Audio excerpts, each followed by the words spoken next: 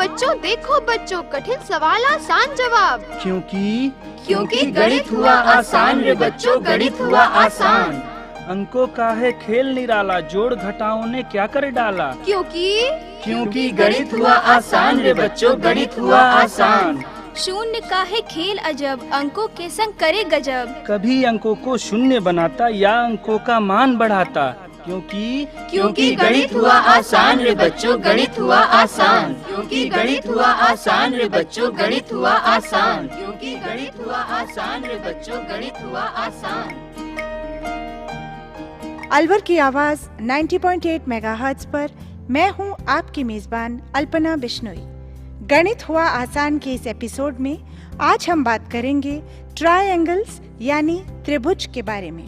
त्रिभुज जब तीन रेखाएं एक दूसरे को तीन बिंदुओं पर काटती है तो एक आकृति का निर्माण होता है जिसे त्रिभुज कहते हैं। त्रिभुज तीन भुजाओं से बनी हुई एक आकृति। इस विषय के बारे में और अधिक जानकारी के लिए हमारे स्टूडियो में मौजूद हैं गणित विषय के expert assistant professor Dhirendra Singh और असिस्टेंट प्रोफेसर अर्चना शर्मा और साथ में कम्युनिटी स्टूडेंट्स हमारे विद्यार्थी।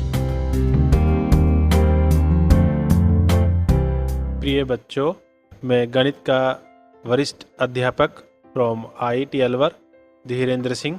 आज हम लोग गणित के एक विशेष टॉपिक ज्यामिति से संबंधित और जिसका उद्गम में तीन रेखाओं, तीन कोणों और तीन बिंदुओं से होता है उसके ऊपर डिस्कस करेंगे। आप सब लोग जानते हैं उस टॉपिक को, उस पॉइंट को, उस विषय को हम हिंदी में त्रिभुज और अंग्रेजी में ट्रायंगल कहते हैं। क्या आप लोग इस विषय के बारे में, इस बिंदु के बारे में या त्रिभुज के बारे में कुछ जानते हैं? तो सबसे पहले हम लोग चाहेंगे कि आप अपना परिचय दें और परिचय बहुत ही संक्षिप्त में दें, बहुत ही शॉर्ट में दें, जिससे कि हम अपने विषय को तेजी से आगे बढ़ाएं। मेरा नाम दीक्षा है और मैं अलवर से हूँ। मेरा नाम आस्था है और मैं अलवर से हूँ। मेरा नाम स्नेहा है और मैं MIA से हूँ। मेरा नाम पिंकी है एंड मैं कमालपुर से हूँ। मेरा नाम मोहम्मद सरफराज है, मैं बख्तल से हूँ। मेरा नाम नीरज उपाध्याय है एंड मैं अलवर से हूँ। अच्छा, सबसे पहले हम लोग अपने विषय के बारे में, अपने टॉपिक के बारे में थोड़ा चर्चा करते हैं। देखिए, जैसे कि आप लोग जानते हैं कि ज्यामिति एक गणित का बहुत ही अच्छा, बहुत ही महत्वपूर्ण विषय है और हम लोग हमेशा जीवन में और अपने डेली रूटीन में भी इधर उधर ऐसी फिगर्स के बारे में, ऐसी आकृतियों के बारे में रोजाना देखते रहते हैं, सुनते रहते हैं, सोचते रहते हैं, समझते रहते हैं। तो आइए हम सब लोग इस विशेष टॉपिक को आगे बढ़ाते हैं। तो हम जानना चाहते हैं कि क्या आप त्रिभुज के बारे में क्या क्या चीज़ें, क्या क्या बिंदु और क्या क्या पॉइंट्स आप लोग जानते हैं। तो सबसे पहले आप सब में से बताइए कि आप त्रिभुज के बारे में क्या जानते हैं? तीन भुजाओं से घिरी आकृति को त्रिभुज कहते हैं। हाँ, तीन भुजाओं ऐसी होती है जो तीनों हमारे एक ही प्लेन पे हो और वो तीन प्लेन के बाद वो एक क्लोज रूप धारण करे। उसे तीन भुजाओं से बनी आकृति को ही त्रिभुज बोलते हैं जी। इसमें तीन कोण, तीन शीर्ष और तीन साइड होते हैं। अच्छा, तीन भुजा और तीन कोण और तीन बिंदु। देखिए, शीर्ष को हम बिंदु बोलते हैं, शीर्ष बिंदु जिसे कहते हैं, और भुजा इनके साइड जिनमें लंबाई और एंगल, दो भुजाओं के टकराने से या मिलने से जो आकृति बनती है उसके बीच के कोण को हम कोण बोलते हैं। अच्छा, अब हम लोग डिस्कस कर रहे हैं, हम लोग इस विषय में बारे में और चीज़ें जानना चाह रहे हैं। क्या त्रिभुज का हम फॉर्मेशन यानी कि त्रिभुज को हम कैसे बना सकते हैं, हम त्रिभुज को एक प्लेन में कैसे रिप्रेजेंट कर सकते हैं, उसको फॉर्मेशन कर सकते हैं। तो आप लोग बताइए कि यदि आपके पास तीन साइड, तीन भुजाएं हैं तो आपको एक त्रिभुज बनाना है, तो आप त्रिभुज का निर्माण कैसे करेंगे? पिंकी, आप बताइए। सर, अगर हम त्रिभुज की तीनों साइड को बराबर कर दे तो हम एक इक्विलेटरल ट्रायंगल बना सकते हैं। जी, हाँ, वेरी गुड। हम तीनों साइडों को एक साथ ले लें और उनको किसी एंगल पर, किसी एक प्लेन में किसी एंगल पर बनाएं तो हम लोग एक ट्रायंगल बना सकते हैं। और वो ट्रायंगल हमारा कैसा होगा? इक्विलैटरल ट्रायंगल होगा, यानी कि हमारा जो एंगल होगा वो हमारा कैसा होगा? समबाहु त्रिभुज होगा। अच्छा, ऐसे क्या सारे ही जो त्रिभुज होते हैं क्या समबाहु त्रिभुज होते हैं? No sir. अच्छा, समबाहु त्रिभुज नहीं होते हैं। तो आप बताइए, यदि समबाहु त्रिभुज नहीं होते हैं तो और कौन कौन से प्रकार के त्रिभुज आप लोग देखते हैं, पढ़ते हैं? सर एक तो रहा सर समबाहु त्रिभुज जी। एंड एक सर विषमबाहु त्रिभुज जी। और एक होता है समद्विबाहु त्रिभुज। अच्छा, जो विषमद्विबाहु त्रिभुज होता है उसमें बताइए कि उसकी क्या प्रॉपर्टी है, उसके क्या प्रकार है, या किसी त्रिभुज को हम देख करके कैसे कह सकते हैं कि ये इन तीनों में से कौन से प्रकार का त्रिभुज हमारे पास है? सर समबाहु त्रिभुज तो सर वो हुआ जिसके की मतलब सारे भुजाएं मतलब इक्वल हो, बराबर हो। सारी भुजाएं। ये सारी भुजाओं वाला त्रिभुज तो हमने अभी कहा है कि समबाहु हुआ है। समद्विबाहु ये त्रिभुज नहीं हुआ है। समद्विबाहु त्रिभुज सर जिसके दो भुजाएं बराबर हो। जिसकी दो भुजाएं बराबर हो उस त्रिभुज को समद्विबाहु त्रिभुज कहते हैं। अच्छा, ठीक है, हम इधर बात करते हैं। आस्था, आप बताइए कि आपके पास एक ट्रायंगल है और आप शो करना चाह रहे हैं, दिखाना चाह रहे हैं कि ये जो हमारा ट्रायंगल है, त्रिभुज है, ये हमारा विषमद्विबाहु त्रिभुज है। तो बताइए आप कैसे डिफाइन करेंगे, आप उसको कैसे बताएंगे कि ये आपका जो ट्रायंगल है वो विषमद्विबाहु त्रिभुज है, यानी कि ऐसा ट्रायंगल जिसका एक भी भुजा समान ना हो, इक्वल ना हो। अगर किसी ट्रायंगल की तीनों साइड्स की लेंथ डिफरेंट होती है, जो दोनों में किसी में भी सिमिलर नहीं होती, तीनों डिफरेंट साइड्स की लेंथ के ट्रायंगल को हम स्केलन ट्रायंगल कहते हैं। जी। तो हम लोग ने डिस्कस किया त्रिभुज की भुजाओं के बारे में, ठीक है। तो हम लोगों को ज्ञात हुआ कि हमारे पास तीन प्रकार के ट्रायंगल हो सकते हैं। एक आपका जिसकी तीनों साइड सेम हो, जिसकी दो साइड सेम हो, जिसकी आपकी जो है तीन साइड सेम हो। अब हम लोग त्रिभुज की दूसरी प्रॉपर्टी, त्रिभुज की दूसरी विशेषता, त्रिभुज के दूसरे गुण पर डिस्कस करेंगे, जिसमें दूसरा गुण है त्रिभुज का कोण, यानी कि त्रिभुज का एंगल। तो सबसे पहले हम लोग हम आपसे जानना चाहेंगे क्या क्या आप कोण के बारे में, एंगल के बारे में कुछ जानते हैं? यस सर, कोण के आधार पर सर जो ट्रायंगल होता है अपना सर वो तीन प्रकार का होता है। शायद आपने मेरा क्वेश्चन सही से सुना नहीं है। मैंने आपसे कहा है क्या आप कोण के बारे में, एंगल के बारे में कुछ जानते हैं?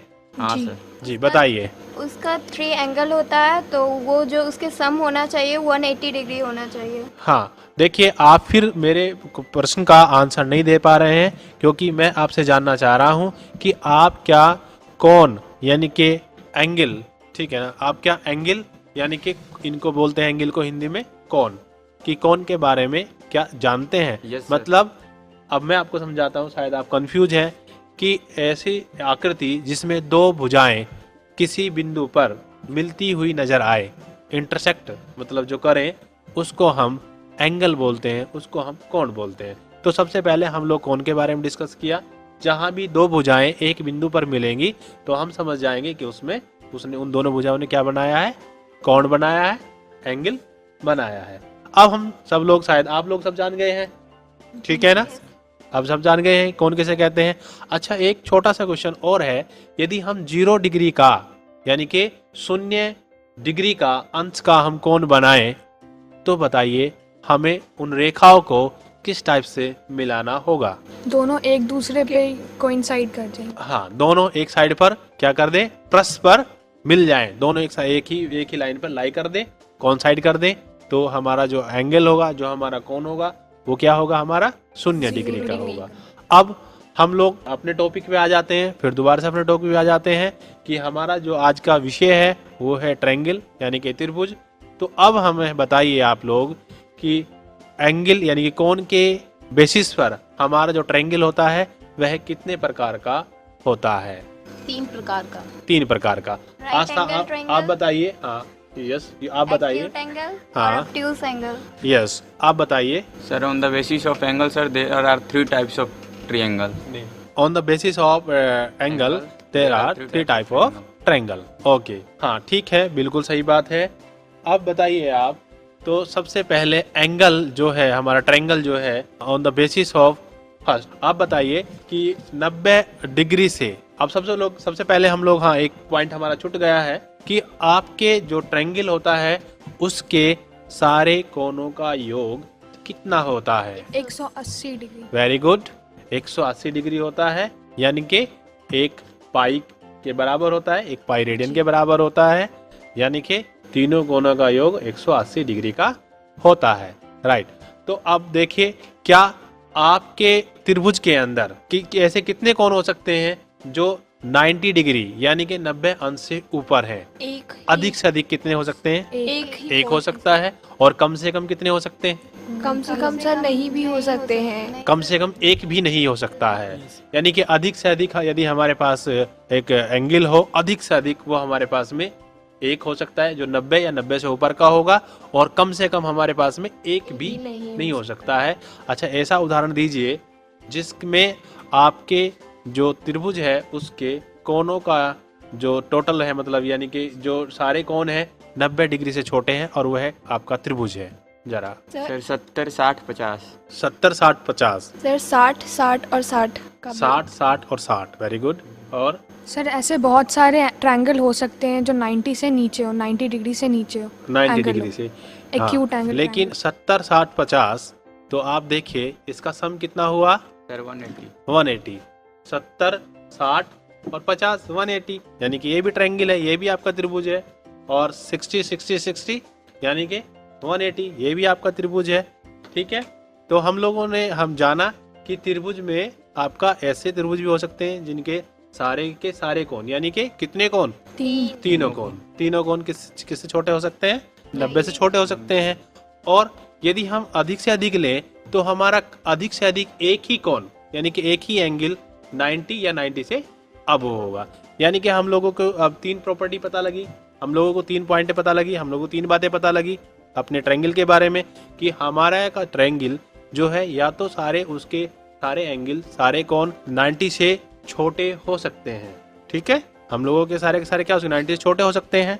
यस सर, त्रिभुज के तीनों कोनों का योग 180 डिग्री होता है, लेकिन सर 2 कोनों का योग जब भी हम निकालेंगे वो तीसरे कोनों का योग से बड़ा होगा। हाँ, तो ये भी प्रॉपर्टी है।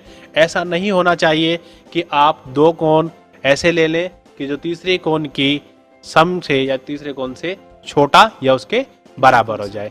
जैसे कि क्या हम ऐसा ट्रायंगल बना सकते हैं जिसमें एक कोण 60 का है, दूसरा 30 का है और तीसरा 90 का है? यस सर, बिल्कुल हम बना सकते हैं सर। कैसे? And is called right angle triangle. This is right angle triangle. Right angle triangle. लेकिन क्या हम ऐसा कर सकते हैं कि 2 कोनों का योग, आपने बताया कि 2 कोनों का योग तीसरे कोने से छोटा नहीं होनी चाहिए, तीसरे कोण से छोटा नहीं होना चाहिए। छोटा नहीं होना चाहिए, यानी कि ये 2 तो कोनों सर का, बिल्कुल गलत है। हाँ ये गलत है। 2 कोणों का योग तीसरे से छोटा नहीं होनी चाहिए, तो ऑब्वियसली होता भी है एंड नहीं भी होता है। इसका मतलब आप थोड़ा सा कंफ्यूज है ना? नहीं सर, जब भी अगर 2 कोनों का योग निकालेंगे, अगर 180 डिग्री से तीसरे कोनों का योग, हाँ। जब उसे 180 माइनस 2 कोनों का योग को जब हम उसमें से घटाएंगे, हाँ। तो ऑब्वियसली हमारा 180 डिग्री नहीं होगा, वो कोण कम हो जाएगा। इसलिए हमारे 2 कोनों को मिलाकर जो जोड़ बनाई जाती है वो तीसरे कोनों का जो वैल्यू होती है उससे ज्यादा होनी चाहिए। तीसरे कोण के वैल्यू से ज्यादा होनी जाना चाहिए, दोनों का सम। Yes sir. या फिर मतलब ये बोलना चाह रहा है ना कि जो 2 कोणों का योग है, हाँ, वो तीसरे से हमेशा ज्यादा होना चाहिए, ज्यादा होना चाहिए, जबकि ये गलत। जबकि हमने अभी डिफाइन किया कि 90 डिग्री का एक एंगल है, एक 60 का हो गया और एक 30 का हो गया, क्या ट्रायंगल नहीं बनेगा? या फिर ऐसे देखो ना सर, एक 120 का है, हाँ, एंड एक जो है 30 है एंड एक 30, हाँ, तो यदि क्योंकि दोनों को जोड़ रहे हैं तो 60 हो रहा है। जी आप समझते हैं, क्योंकि देखिए आप थोड़ा सा इस बारे में संक्षिप्त में हम बता देते हैं कि एक अधिक कोण त्रिभुज भी होता है। अधिक कोण त्रिभुज का मतलब ये होता है जिसका एक कोण 90 से डिग्री से अधिक हो। अब यदि एक कोण 90 डिग्री से अधिक है, यानी कि 90 डिग्री से अधिक का मतलब हो गया 90 से बड़ा, 90 से बड़ा, 90 से बड़ा 100, 110, 120, 130, 150, 150 भी हो सकता है या नहीं हो सकता है? हो सकता है, 150 हो सकता है, हाँ। हो सकता है। तो ऐसा भी त्रिभुज एग्जिस्ट कर जाएगा, ऐसा भी त्रिभुज उपस्थित होगा जो कि हमारे एक कोण 90 से अधिक, और ऐसे त्रिभुज को हम क्या बोलते हैं? Obtuse angle triangle. अधिक कोण त्रिभुज। ऑब्ट्यूज एंगल ट्रायंगल, और हिंदी में क्या बोलते हैं हम लोग? अधिक कोण त्रिभुज। अधिक कोण त्रिभुज। त्रिभुज, अधिक कोण त्रिभुज हम लोग इसको बोलते हैं। यानी कि हम लोग ऐसा भी एक त्रिभुज बना सकते हैं जिसमें एक एंगल अधिक कोण यानी कि 90 से बड़ा होगा और दो कोण 90 से छोटे होंगे। तो हमारा ये संक्षिप्त विषय है जिसमें हम लोग ट्रायंगल के बारे में और उसकी प्रॉपर्टी के बारे में, on the basis of sides के, on the basis of angle हम लोग। हाँ, आप बोलिए, कुछ बोलना चाह रहे हैं? इन्होंने सर जो बोला कि वो दो कोणों का योग जो है तीसरे से बड़ा होना चाहिए। जी सर वो कोणों का नहीं होता, मतलब वो यदि साइड्स को मतलब भुजाओं को यदि देखते हैं ना, तो जी, जी। दो भुजाओं का योग तीसरे से बड़ा होना चाहिए, ये मतलब रूल है जी त्रिभुज का। त्रिभुज का, हाँ, अच्छा। दो भुजाओं का योग हमेशा मतलब कि तीसरे भुजा से बड़ा होता है। जी जी जी। अच्छा, अब और बताइए आप लोग। देखिए, हमने दो विषय तो डिस्कस कर लिए हैं कि भाई त्रिभुज ऑन द बेसिस ऑफ भुजा यानी कि भुजा के आधार पर और कोण के आधार पर। अब हम और संक्षिप्त में और डीप में और विचार करते हैं अपने त्रिभुज के बारे में। तो आप लोग देखिए और क्या क्या चीज़ें जानते हैं त्रिभुज के बारे में। तो बताइए, यदि एक त्रिभुज की आकृति है तो त्रिभुज में जो भुजाएं हैं शायद उनको भी किसी नाम से हम बोलते हैं। जी क्या आप लोग जानते हैं जी। कि हम त्रिभुज को, भुजाओं को कुछ विशेष नाम देते हैं? जैसे आपका नाम क्या है? सर नीरज उपाध्याय। नीरज उपाध्याय। आपका नाम क्या है? मोहम्मद सरफराज। मोहम्मद सरफराज। तो आपका एक विशेष नाम हो गया, इनका नाम ये नहीं है ना? आपका नाम नीरज उपाध्याय और आपका नाम क्या है? पिंकी। देखिए, इनका नाम एकदम विशेष नाम हो गया। चलिए आप बताइए, आपका नाम क्या है? दीक्षा। दीक्षा। देखिए, एक विशेष नाम से हमने जाना है इन्हें कि दीक्षा है। आपका? आस्था। आस्था। आप जानते हैं ये आस्था है, आपकी क्लास की स्टूडेंट ही है। तो ये सबका क्या है, एक विशेष नाम से हम इसको डिनोट करते हैं। तो त्रिभुज में भी तीन भुजाएं हैं तो हम उनको भी विशेष नाम से जानेंगे। तो बताइए, यदि हम त्रिभुज की तीनों भुजाओं को विशेष नाम से, या आप त्रिभुज की तीनों भुजाओं को किस विशेष नाम से जानते हैं? हाइपोटेनस, बेस एंड परपेंडिकुलर, है ना? वही लेंथ है। ठीक है, आप बताइए सरफराज। हाइपोटेनस, जी। बेस और परपेंडिकुलर। आप बताइए। Sir hypotenuse, base and length. जी। आप आस्था, आप बताइए। Hypotenuse, base, perpendicular. ठीक है, आप बताइए। Hypotenuse, base and perpendicular. अच्छा, ठीक है। तो आप लोगों को पता है बेस को क्या बोलते हैं? आधार। यानी कि हम लोग जिस बेस पर, जिस बुनियाद पर हम लोग कुछ चीजें तैयार करते हैं उसको हम लोग आधार बोलते हैं। यानी कि हम लोग त्रिभुज के लिए भी एक बेस चाहिए जिसको क्या बोलते हैं? आधार बोलते हैं। दूसरा सर वो कर्ण होता है, हाइपोटेनस हाँ, को हिंदी में कर्ण बोलते हैं। दूसरा कर्ण होता है, ठीक है ना? और तीसरा परपेंडिकुलर। परपेंडिकुलर, लंब बोलते हैं उसको हम लोग।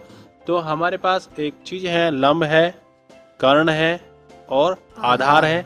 इन तीनों को जुड़ाव को, एक विशेष अरेंजमेंट को, एक विशेष आकृति को, जो कि किसी एंगल पर, यानी कि कर्ण आधार से, लंब भी आधार से, और लंब और कर्ण से एक विशेष एंगल यानी कोण पर जब जुड़ता है तो इस आकृति को हम लोग क्या बोलते हैं? त्रिभुज बोलते हैं। ठीक है, और त्रिभुज ये इसलिए बोलते हैं क्योंकि तीन भुजाएं हैं। ठीक है, अब हम लोग और संक्षिप्त में और विशेष प्रॉपर्टी के बारे में। अच्छा, ये बताइए आप लोग, जैसे समकोण त्रिभुज है ना, जो कि बहुत ही विशेष है अपने त्रिभुज के लिए, जिसको बोलते हैं राइट एंगल ट्रायंगल। तो हम लोगों के पास एक थ्योरम है, एक प्रमेय है, जिसको राइट एंगल ट्रायंगल से ही हम नाम जानते हैं, जिसको हम एक मैथमेटिक्स के नाम पे, मैथमेटिक्स जो है एक बहुत ही विद्वान हुए हैं मैथमेटिक्स में, जिनका नाम था पाइथागोरस। ठीक है, उसके नाम से उस थ्योरम को हम जानते हैं। क्या आप पाइथागोरस के विषय में कुछ जानते हैं कि कौन थे पाइथागोरस? बताइए। सर एक वो बहुत महान गणितज्ञ थे। बहुत महान गणितज्ञ थे, और जिसने पाइथागोरस थ्योरम को प्रूफ किया और उसे इंट्रोड्यूस किया। हाँ, पाइथागोरस थ्योरम को प्रूफ किया और उसको इंट्रोड्यूस किया। तो वो बहुत महान गणितज्ञ थे। अच्छा, आप लोग पाइथागोरस थ्योरम के बारे में बताइए, क्या जानते हैं? सर जो कर्ण का स्क्वायर होता है ना, हाँ। वो बराबर होता है लंब के स्क्वायर के, एंड उसमें यदि जोड़ देते हैं आधार का स्क्वायर, तो मतलब लंब स्क्वायर जोड़ आधार स्क्वायर बराबर होता है कर्ण स्क्वायर के। कर्ण स्क्वायर के, यानी कि दो भुजाओं के, जिसमें आपका आधार है, जिसमें आपका लंब है, उसके स्क्वायर को जोड़ने के बाद हमें कर्ण का वर्ग की वैल्यू मिल जाएगी। ठीक है, तो अब हम लोग डिस्कस करते हैं ऐसे त्रिभुज के बारे में जो समकोण त्रिभुज है। ठीक है, तो बताइए एक ऐसा त्रिभुज जिसका लंब 4 है, यानी कि जिसका परपेंडिकुलर 4 है, जिसका आधार 3 है, तो उसका कर्ण क्या होगा? 5 होगा। 5 होगा। Very good. आप लोग पहले इसको कॉपी में करके दिखाइए कि कैसे हम दिखाएंगे कि ये 5 होगा। सर P है और हाइपोटेनस इक्वल टू होता है बेस का स्क्वायर और प्लस परपेंडिकुलर का स्क्वायर। तो बेस हमारे पास है 3, तो 3 का स्क्वायर मीन्स 9 और परपेंडिकुलर है 4, तो उसका square 14 and 16 and equal to हो गए 16 और प्लस 9 25 एंड h फिर h equal to under root of 25 equal to 5। Okay, तो ये हमारा हुआ कि हमारे पास यदि हम इसको थोड़ा सा चेंज कर दें, यानी कि हमारे पास जो है अब कर्ण है 5 सेंटीमीटर। कर्ण कितना है सर? 5 सेंटीमीटर। जो हमारा कर्ण है हाइपोटेनस दैट इज 5 सेंटीमीटर और बेस है आपका 3 सेंटीमीटर। तो आप बताइए इसका लंब क्या होगा? Sir 4 centimetre. 4 centimetre. Very good. लेकिन इसको कॉपी बताइए और समझाइए। सर लंब का स्क्वायर जो होता है वो बराबर होता है कर्ण के स्क्वायर माइनस आधार के स्क्वायर। हाँ, लंब का स्क्वायर बराबर हो जाएगा आपका कर्ण का स्क्वायर माइनस आधार का स्क्वायर। तो हमें क्या दिया हुआ हमारे? तो कर्ण तो अपना 5 दिया हुआ है। 5 दिया हुआ है। 5 का स्क्वायर 25 हो गया एंड वहाँ पे जब घटाएंगे फिर 4 जो है 4 का स्क्वायर 16 हुआ। तो 25 में से जब सर 16 घटाएंगे तो 9 प्राप्त होगा सर। 9 प्राप्त होगा। तो सर जब फिर अब कर्ण का स्क्वायर 9 प्राप्त हुआ है तो सर अपना जो कर्ण मिलेगा वो सर 9 का वर्गमूल मिलेगा, मतलब जी 3 मिलेगा। 3 मिलेगा। तो हम लोगों को यदि दो चीजें हमारे समकोण त्रिभुज के बारे में ज्ञात हो तो हम एक चीज एक वैल्यू कैलकुलेट कर सकते हैं, बहुत ईजी से कैलकुलेट कर सकते हैं। इससे हमें ये भी पता लग जाएगा कि हमें जो त्रिभुज बनाना है उसको हम किस टाइप से बनाएं। तो अब हम लोग बात करते हैं कि समबाहु त्रिभुज के बारे में। ठीक है, तो ऐसा त्रिभुज बताइए जो कि समबाहु त्रिभुज हो। ऐसा कोई उदाहरण बताइए समबाहु त्रिभुज का। सर जिसका जो तीनों भुजा हो sir 5 centimetre 5 centimetre and 5 centimetre. ये समबाहु त्रिभुज हो गया। अच्छा ठीक है, 5 सेंटीमीटर 5 सेंटीमीटर 5 सेंटीमीटर। लेकिन आस्था ने एक त्रिभुज लिया जिसकी सारी भुजाएं 7 सेंटीमीटर 7 सेंटीमीटर 7 सेंटीमीटर। तो क्या ये समबाहु त्रिभुज होगा? ये भी समबाहु त्रिभुज है सर। ये भी समबाहु त्रिभुज को हम ऐसे बोल सकते हैं कि जिसकी तीनों भुजाएं आपस में समान हो उसे हम समबाहु त्रिभुज बोलते हैं। अच्छा ठीक है, तो क्या एक ऐसा त्रिभुज भी उपस्थित होगा जिसकी हर भुजा हम एक एक एक ले लें? हाँ सर बिल्कुल ले सकते हैं। बिल्कुल ले सकते हैं सर। सोच लीजिए। जी सर। हाँ सर। नहीं बन सकता। नहीं हो सकता है। नहीं बन सकता है। ऐसा क्यों? सर ये इक्विलैटरल ट्रायंगल बनेगा पर ये राइट एंगल ट्रायंगल पे एप्लीकेबल नहीं होगा। नहीं सर पाइथागोरस थ्योरम से ये सिद्ध हुआ है कि कर्ण का स्क्वायर। तो ये समबाहु त्रिभुज सर जो पाइथागोरस प्रमेय हुआ था वो समबाहु त्रिभुज के लिए एप्लीकेबल है ही नहीं, वो तो समकोण त्रिभुज के लिए एप्लीकेबल है। जी जी। तो वो अपना थ्योरी यहाँ पे क्यों लगाओगे? जी जी जी। हम लोग इस टॉपिक को इसलिए हम लोगों ने डिस्कस किया कि आप कितने अपने टॉपिक के बारे में सोचते हैं समझते हैं, क्योंकि हम लोग देखिए हम लोगों ने जिस बिंदु पे बात की है वो बिंदु है समबाहु त्रिभुज, न कि समकोण त्रिभुज। और आप लोगों ने समझ लिया कि समबाहु त्रिभुज ही क्या है आपका समकोण त्रिभुज है। तो समकोण त्रिभुज में पाइथागोरस लगती है जबकि समबाहु त्रिभुज में पाइथागोरस नहीं लगती है। तो हम लोगों ने जाना कि यदि हम त्रिभुज के बारे में इसे जानते हैं तो उसकी सारी प्रॉपर्टी उसके सारे गुण के बारे में हमें जानना होगा, जिससे कि हमें पता लग जाए कि वो विशेष प्रकार का त्रिभुज एग्जिस्ट भी करता है, यानी कि उपस्थित भी है या नहीं है। चलिए अब हम लोग समद्विबाहु त्रिभुज के बारे में जानते हैं। हम समद्विबाहु त्रिभुज के बारे में डिस्कस करते हैं। इसको बोलते हैं आइसोसेलेस। ठीक है, तो बताइए, आप बताइए समद्विबाहु त्रिभुज के बारे में आप क्या जानते हैं? सर कोई त्रिभुज सर जिसकी दो भुजा आपस में सर समान हो एंड कोई तीसरी भुजा मतलब कोई भी हो, यदि एक भुजा 4 है दूसरी भुजा भी 4 सेंटीमीटर है और तीसरी भुजा 3 सेंटीमीटर की है जी। तो वो सर अपनी समद्विबाहु त्रिभुज मतलब आइसोसेलेस ट्रायंगल हो जाएगा। जी बिल्कुल सही। अच्छा अब हम लोग थोड़ा और अच्छी चीजें जानते हैं त्रिभुज के बारे में। तो बताइए क्या त्रिभुज की माध्यिका के बारे में आप सब लोग क्या जानते हैं? माध्यिका को हम बोलते हैं मीडियन। तो हम लोग त्रिभुज की मीडियन को कैसे परिभाषित करेंगे और त्रिभुज की जो मीडियन होगी वो हम कैसे कैलकुलेट करेंगे, कैसे निकालेंगे? सर त्रिभुज में कोई भी सर दो जो भुजा होती है सर, जहाँ पे झुकी हुई रहती है तो वहाँ पे सर एक कोण बना हुआ रहता है जी। तो सर ये जरूरी नहीं है कि उस कोण के आधे भाग से ही मतलब ले जाएं जी। कहीं से भी किसी भी कोण से बस ले जाके सर जो उसके विपरीत में सर जो वो भुजा है सर उसको बस कट करा देंगे। तो विपरीत या उसके सामने? नहीं सर, उसके जस्ट अपोजिट, उसके मतलब जस्ट नहीं, सामने वाले में। ठीक है, तो उसके जो अपने सर सामने वाली भुजा बस उसको सर कट करा देना है। तब सर जो वो कोण से उस भुजा को सर जो टच करने वाली लाइन हुई जी सर, उसी को बोलते हैं सर मीडियंस मींस माध्यिका। माध्यिका यानी कि अब एक त्रिभुज में कितनी माध्यिका हो सकती है? हमारा तीन माध्यिका हो सकती है। क्या सब लोगों को पता है 3 मीडियन हो सकते हैं एक त्रिभुज में? जी सब लोगों को पता है माध्यिका 3 होती है? हाँ जी सर। जी सर। तीनों कोण से पास होती है और सामने वाली भुजा से क्या होती है? परपेंडिकुलर। परपेंडिकुलर, ये तो गलत है एकदम। परपेंडिकुलर नहीं होती है माध्यिका। वो सर जो अपना सर जो भुजा होता है ना सर, उसका सर मध्य बिंदु से हो जाता है। जैसे अपना ये भुजा हुआ कोई भी, तो उसके मध्य बिंदु से एंड उसके कोण से खींचा गया बस लाइन होता है जी। ठीक है, इसके बारे में सीमा जी बताएंगी। हाँ तो बच्चों कैसे हो? बढ़िया है। ठीक है, और तो बताओ मुझे आज चर्चा का विषय है क्या? त्रिभुज। त्रिभुज, ओहो, तो बताइए जरा त्रिभुज में चल क्या रहा है? अभी माध्यिका की बात कर रहे थे, राइट? तो माध्यिका अभी मैंने सुना, जब सर आपसे बात कर रहे थे तो मैंने सुना कि आप कह रहे थे कि माध्यिका आपने किसी एक बिंदु से अगर सामने वाली भुजा पर कोई लाइन खींच दी तो वो माध्यिका बन जाती है। ठीक है, मैं आपको इसका बिल्कुल रियल एग्जाम्पल, एक जो हम दैनिक जीवन में आप एग्जाम्पल को देख सकते हैं। सबसे पहले एक पेज लेंगे, खाली पेज, उसमें एक त्रिभुज की आकृति काट लेंगे। काट लिया? ठीक है, सबके पास पेज है? जी मैम। ठीक है, काट लिया? हाँ जी मैम। ठीक है, ओके। आस्था? हाँ जी मैम। ओके, सबके त्रिभुज रेडी है? हाँ जी मैम। ठीक है, अब अपने त्रिभुज को आप एक त्रिभुज की कितनी भुजाएं दिख रही हैं आपको? 3 भुजाओं से घिरा हुआ है। तो आप क्या करिए, एक भुजा को आधार मान लीजिए। आधार मान लिया? जी मैम। अब आधार को बिल्कुल बराबर लाके पेज को मोड़ दीजिए, मतलब आधार के दोनों बिंदु एक दूसरे के ऊपर हों। हो गया? हाँ जी मैम। ठीक है, अब अपने पेज को फिर से खोल दीजिए।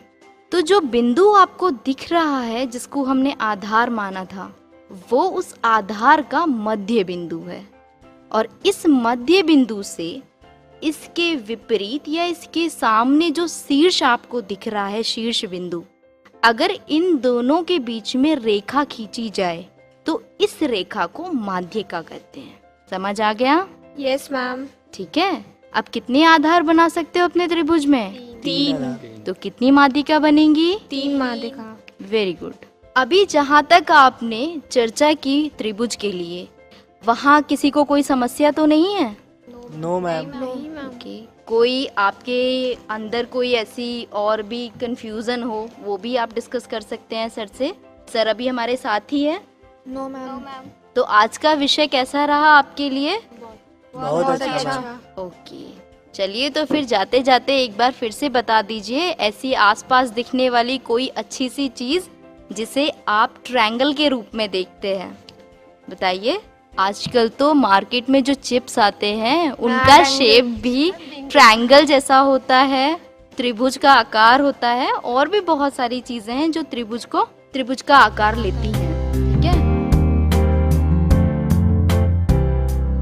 अभी हमने जाना त्रिभुज यानी ट्रायंगल्स के बारे में, जिसके विषय में जानकारी दे रहे थे असिस्टेंट प्रोफेसर धीरेन्द्र सिंह और असिस्टेंट प्रोफेसर अर्चना शर्मा। ये प्रोग्राम भारत सरकार के विज्ञान एवं प्रौद्योगिकी विभाग द्वारा उत्प्रेरित एवं समर्थित किया गया। आपको ये प्रोग्राम कैसा लगा, इसके बारे में अपनी प्रतिक्रिया या सुझाव आप हमें दे सकते हैं। हमारा पता है कम्युनिटी रेडियो अलवर की आवाज़ 90.8 megahertz, IET Group of Institutions, North Extension, MIA, Alwar, Rajasthan. हमारे फ़ोन नंबर्स हैं 9587908908, दूसरा नंबर है 0144512190। हमारा ईमेल आईडी है radioalwar@gmail.com। इसके साथ अपनी मेजबान अल्पना बिश्नोई को इजाजत दीजिए। नमस्कार। तमसो मा ज्योतिर्गमय, तमसो